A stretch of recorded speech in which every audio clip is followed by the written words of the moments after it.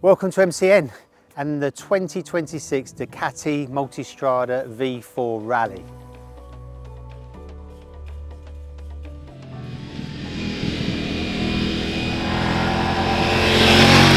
Right, there are a lot of Multistrada V4s in Ducati's range, so I'll quickly tell you where this fits in. So at one end you've got the real sporty RS and Pikes Peak with their 17-inch front wheels. Then you go along the line to more kind of travel focused Multistradas, and you've got the V4 and the V4S. And then at the extreme end is the Go Anywhere Rally V4. Now, what makes this the Rally V4 compared to the other Multistradas? Well, let me tell you. So this has a 30-litre fuel tank. It's got spoked wheels with knobbly tyres. It's a bigger screen. There's a centre stand as standard. It's got long travel suspension and a taller seat which can be adjusted between 870mm and 890mm. So what is the story so far with the V4 Rally? So the V4 Rally came out in 2023. Like I said before, it's kind of more the Go Anywhere Multistrada that's got some pretty good off-road potential. We've tested the Rally a lot at MCN. Our editor at the time, Richard Newland, ran one as a long-termer and absolutely loved it. And we did a really big group test in Wales with James Hillier with all the off-road focused adventure bikes. And where it kind of fits in the world, it didn't win the test. Basically, this is, for want of a better description, a super bike with knobblies. It's very clever, it's very fast, it's very exciting, it's very impressive. Perhaps not the most comfortable of all the adventure bikes, and perhaps not the calmest if you just want to sort of go along and relax. And it didn't do that well off-road because at the time its electronic suspension kind of held it back, and compared to the adventure bikes with 21-inch front wheels, it wasn't quite as quick off-road when James Hillier did some time lapse on all the bikes. That's where this electronic suspension is not great for me. I lose confidence when the bike leaves the ground. I just don't think it can quite calculate what's going on with the wheel speeds. So this 2026 Multistrada V4 Rally has got all the updates that the 2025 Multistrada V4 and V4S had, and those updates were enough to elevate it to top spot in our road adventure group test, beating all the usual suspects, including the BMW R1300 GS. So, like the V4 and the V4S, the new V4 Rally gets automatic lowering device. Now, what happens is when the bike goes below 10 kilometers an hour, the rear preload winds off between 15 and 30 millimeters, depending on how much load there is on the bike at the time. And then it gets, once the bike gets going again, up to 50k, then it kind of pops up back to its original shape. Or if you're off-road, it comes up at 20k, where the speeds are lower and you need the bike kind of back to where it was as soon as you can. It's got a new ABS system, so like the V4 and the V4S, you can have an ABS mode where it just works normally. You've got linked brakes and the ABS works normally. On this one, you've got an off-road ABS. We haven't actually ridden this bike off-road today in this world launch.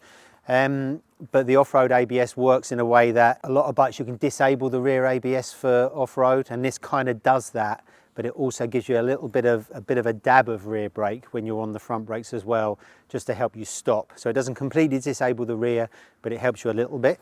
And then it's also got a mode where you've got linked brakes that go from back to front. So if you press the back brake with your foot, don't pull the front brake lever, what happens is the bike will brake itself from the front. So when would you use that, you ask yourself? Well, you would probably use that more in a kind of a nice easy, friendly, kind of soft touring environment where you're just plodding along, or if you've got a pillion and luggage and you kind of want to just keep the bike flat just by using the rear brake, but it gives you a little bit of front as well. I found that today during our ride here in Bologna, near the Ducati factory in the Borgo Panigale region of Bologna. For spirited riding, it doesn't really work that well because you want to be using more front than rear. But for sure, if you're just traveling two uppers, like I say, it's quite useful. The other big thing on this bike is it's got better suspension control, and that was one of the things that made the V4 and the V4S so good for its 2025 update. So it's got semi-active suspension which can be adjusted in every single way, just like just about every aspect of this bike is fully adjustable. But the thing that's changed for this year is that the forks have got a sensor inside to tell the forks exactly what they're doing, which it didn't have before. So before you had kind of a generic control with the front forks, with the semi-active, with the damping. So the forks never knew if they were going up or down. They just kind of knew they were moving. They didn't know how far they were going up and down. But now, thanks to this electromagnetic sensor inside the forks, so it's not a potentiometer like race bikes have because they're not as durable, but it's a really good sensor nevertheless. And because it can tell exactly what's happening with the forks, it's much more controlled. So again, riding on these roads today probably wasn't the best conditions for having fun, because it was quite misty, quite wet, quite cold, the roads were broken, but to test suspension it was absolutely fantastic. And when you put good suspension on a bike, so for example, if you've just got a normal road bike and you put racing suspension on, what it does is makes the bike feel really small, because it's suddenly a lot more agile, it's a lot more controlled. It did the same with the V4 and the V4S, and it's exactly the same here with the Rally. So coupled with the lowering device, this bike stops feeling like such a beast and starts feeling quite small and manageable, and that's all down to the suspension. And it's probably the best part of the bike and something that's really moved it on. And when we come to group test this bike with all the 2026 rivals, I think it should quite comfortably climb up the order. The suspension has also got an automatic mode. Now, semi-active suspension works kind of automatically anyway, and with the old Multistrada and most bikes with electronic suspension, the suspension works within certain parameters depending on your riding mode. So if you're in a sporty riding mode, the active suspension is stiff in a certain range. Then you go to a lower mode and it's more supple in a certain range, and then you go to a rain mode and it's even softer.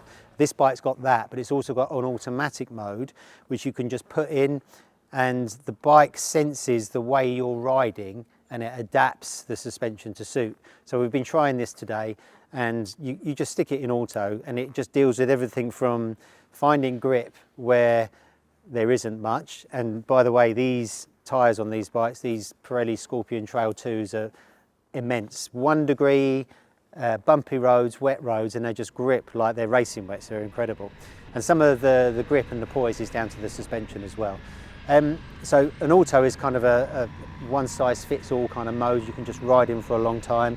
If you do want to get a little bit sportier, then you put it in more of a dynamic mode, and the bike kind of is more on its nose. It keeps its shape. It's more agile.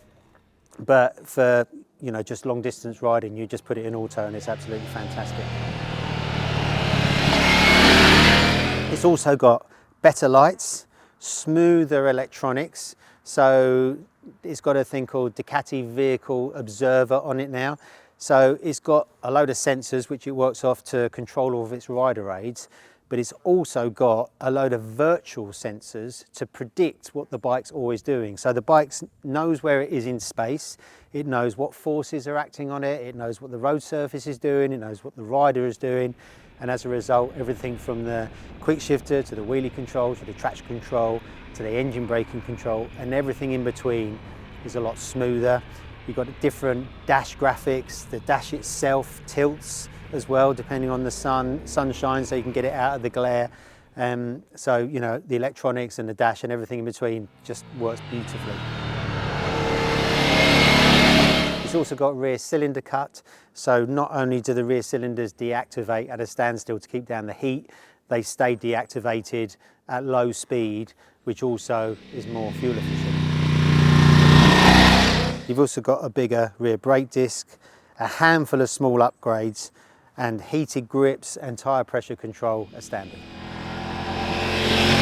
So on the face of it, these changes are relatively small, relatively invisible. You can't really tell that this is the 2026 model unless you look really carefully. It's got a slightly different nose.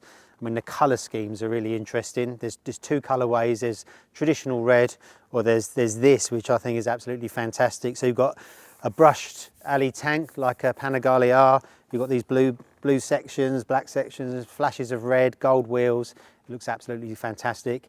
It's still a knobbly tired superbike, but all these little refinements, and especially what they've done to the suspension, just makes this bike so much more manageable, so much friendlier, so much more enjoyable, that although it's £25,000, it's a lot of money for an off-road bike, and I don't know if I'd trust myself riding this off-road. But as a go-anywhere tourer with long travel suspension, which is always going to be more comfortable than normal shorter travel suspension, I think it's a fantastic bike.